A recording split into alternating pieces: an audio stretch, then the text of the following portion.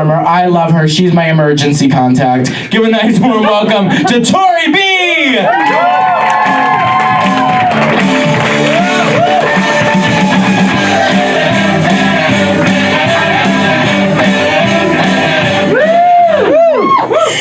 Hi everybody. I actually love that that's the song that Carolyn played because it defeats my joke a little bit, but I love it anyway. Oh, somebody's card has been... She's on it. We're good. Hi guys. Hi. I'm Tori B. Thank you all for coming out on a Thursday and being patient. I started a little late, but it's good. It's good. Yeah, so I know my period is coming because I cried to Nice for What by Drake today. When I was driving in, the guy just came on and I was just like, and I don't know why, but I did. Yeah, and so, you know, like, sometimes things start late, periods come late. And if you live in Georgia, that shouldn't mean the end of your career and your life. If you don't understand that joke, you should open the news and look up Georgia women. Women are nodding, men are like, what's happening? Did I miss something important? Yes, you did, and you should look it up after the show. In high school, a girl told me that it was very unfashionable to wear sneakers with jeans. Yeah. Another girl told me that, hey, my dentist is here, guys. I'm so glad that he was sat right there and that I didn't see him until literally just now. Give it up for my dentist. Okay. Thank you. So a girl in high school told me that it was very unfashionable to wear sneakers with jeans. And another girl, you know, told me that my boobs looked like bug bites. And I was like, wow, like that's just a really low blow. And like, are those women petty and stupid? Yes. And do they deserve to have, you know, autonomy over their bodies? Yes, they do. They do. I am a female comedian.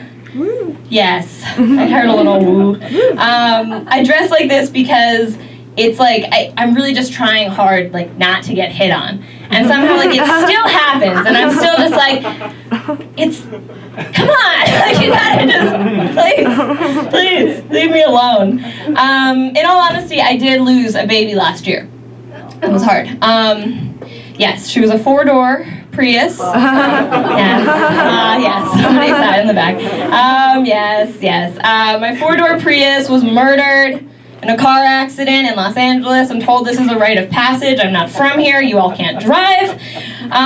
So she was murdered, and it was hard because she was my home and my office and my home office. My whole life revolved around that car, and I miss her every day. We're coming up on the 1 year of her murder, her absolute murder. But she was also a part of my identity.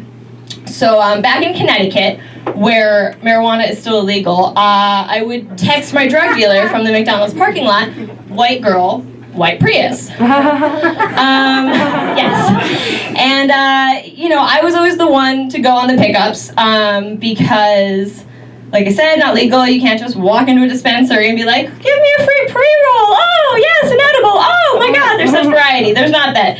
You just get a bag from a guy named Ryan who texts you on his Android. Yeah, always an Android. And, yeah, so it'd be like white girl, white Prius. I was always the one on the pickups because I'm not going to make my black friends go buy weed. Like, it's dangerous. It's dangerous.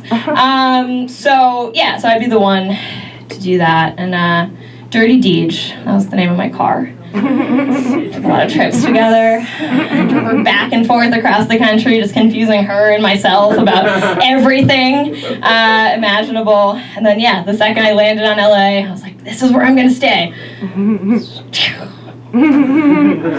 Yeah, I don't even remember the intersection that I had that car accident on. Because I just, you know, I didn't call the police. Apparently you're supposed to do this when you get in a car accident. People are, yeah, I don't know. I'd never been in a car accident before, so I didn't call the police.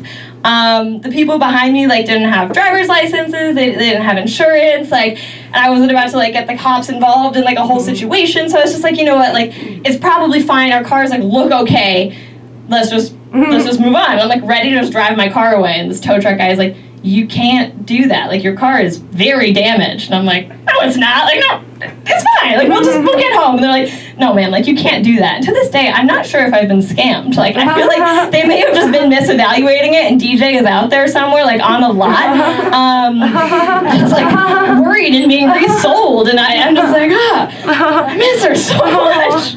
I really do. I really do. It's not a lot of jobs that are listed out there where they require that you smoke weed in order to be hired. I guess out here it's true, because there's dispensaries and stuff. But back in Connecticut, I was actually paid to get high and drunk and drive. If you're wondering, like, what the hell is going on in Connecticut? They were doing research on the effects of THC and alcohol in driving. So every Friday, I would go in and sit in this little booth and get a cap put on my head, and they'd measure all my brain activity while they fed me drugs and alcohol, and then I played video games, and I was like, I am so qualified for this job, it's not even funny. But of course, it's a research study, so like it's over after a certain amount of time. And then what do you do? What do? You just go on to the next thing, on to the next set, and on to the next comedian. Woo! We have a stunning lady for you. We have a great show, first of all. I put it together.